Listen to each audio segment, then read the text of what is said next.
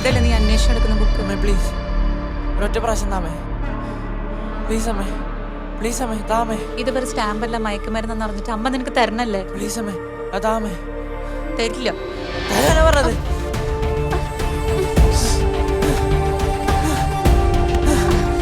തരില്ല എന്ന് പറഞ്ഞില്ലേ?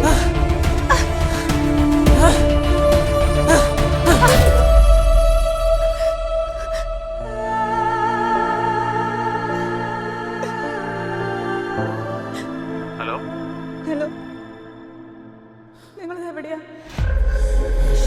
ഒന്ന് പെട്ടെന്ന് വരുമോ? ആദ്യം ഇവിടെ വല്ലാതെ ബഹളം ഉണ്ടാക്കുന്നു. എന്നെ കൊണ്ട് ഒറ്റയ്ക്ക് പറ്റുന്നില്ല. നിങ്ങളൊന്ന് പെട്ടെന്ന് വരും, എനിക്ക് പേടിയാവും. വിഷമിക്കാതെ, ഞാനിത് എത്തി എത്തി എത്തി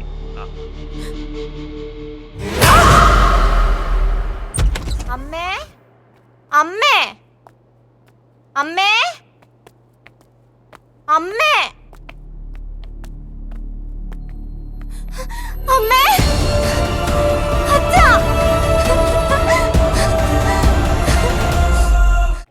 പിന്നെ കുട്ടികൾ മുതിർന്നു വരുമ്പോൾ അവരെ ശ്രദ്ധിക്കാനുള്ള സമയം കണ്ടെത്തും. കേരളത്തിൻ്റെ വലിയൊരു സാമൂഹിക പ്രശ്നമായി മാറിയിരിക്കുക ഈ ലഹരിക്ക് അടിമപ്പെടുന്ന കുട്ടികൾ. കേരളം ലഹരി വിമുക്തമാകണമെങ്കിൽ തീർച്ചയായിട്ടും നമ്മുടെ പുതുതലമുറ ഇത് ഉപേക്ഷിച്ചേ പറ്റും. പോലീസ് ഉൾപ്പെടെയുള്ള സംവിധാനങ്ങൾക്ക് മുന്നിൽ വിദ്യാർത്ഥികളെ മറയാക്കി സുരക്ഷിതമായി ലഹരി കച്ചവടം നടത്തുന്നവരുണ്ട്. ചെറിയ സാമ്പത്തിക നേട്ടങ്ങൾക്ക് വേണ്ടി ഇത് ചെയ്യുന്ന കുട്ടികളാണ് അധികം.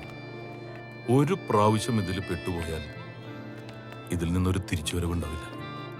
പിന്നെ രക്ഷിതാക്കൾ മക്കളോട് ആരോഗ്യപരമായ ഒരു സ്നേഹം പുലർത്തണം. സ്കൂൾ വിട്ടു വന്നാൽ അന്നത്തെ വിശേഷങ്ങൾ കുട്ടികളോട് അന്വേഷിക്കണം. അവർക്ക് പറയാനുള്ളത് കേൾക്കാനുള്ള സമയം നമ്മൾ കണ്ടെത്തണം.